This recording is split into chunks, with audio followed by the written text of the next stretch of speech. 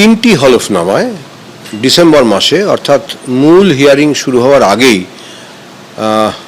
18 December, 20 December এবং 5 জানুয়ারি আমরা বিতর্কিত যারা প্রার্থী তাদের একটা তালিকা, একটা না একাধিক তালিকা আমরা প্রকাশ করেছি। অযোগ্য যারা অযোগ্য, বিতর্কিত সংখ্যাটা হচ্ছে আমাদের মোট 5250।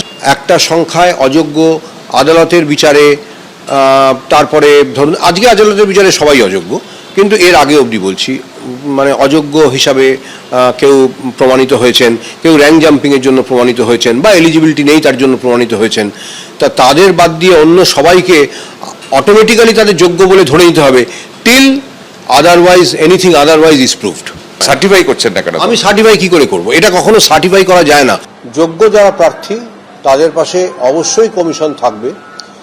আমরা চেষ্টা করব যে মহামান্য সুপ্রিম কোর্টে এখন বিষয়টি আছে বিচারাধীন, যে মহামান্য সুপ্রিম কোর্টকে এটা আশ্বস্ত করতে যে এই তালিকা থেকে যোগ্য অযোগ্য বিভাজন করা সম্ভব। আমরা যেমন অযোগ্যদের একটা তালিকা দিয়েছিলাম অনারেবল স্পেশাল বেঞ্চের কাছে, তেমনি এই বিতর্কিতদের তালিকা আমরা অনারেবল সুপ্রিম কোর্টের কাছেও তুলে ধরব। যারা কোনো দোষী নন বা যাদের টেন্টেড হিসাবে চিহ্নিত করা যাচ্ছে না, আমরা অবশ্যই তাদের পাশে থাকছি। আমাদের কমিশনের এইটা স্ট্যান্ড।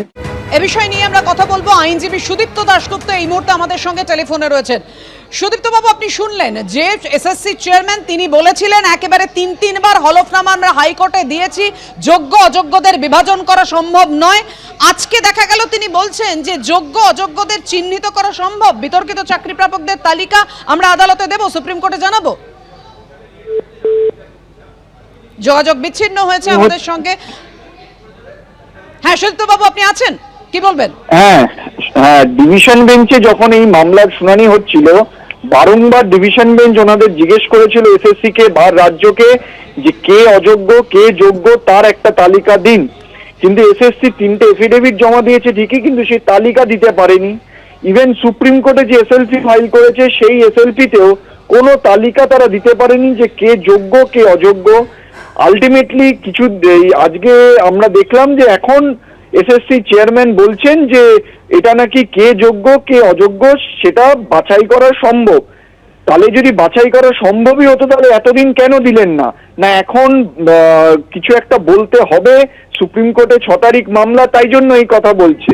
যদি সত্যি ওনাদের যোগ্য অযোগ্য বাছাই করা থাকতো, সম্ভব হতো, তাহলে ওনারা ডিভিশন বেঞ্চে দিতেন। এরম ভাবে যাদের যেসব যোগ্যদের চাকরি গেছে তাদের আজকে এই চাকরি খোয়াতে হতো না।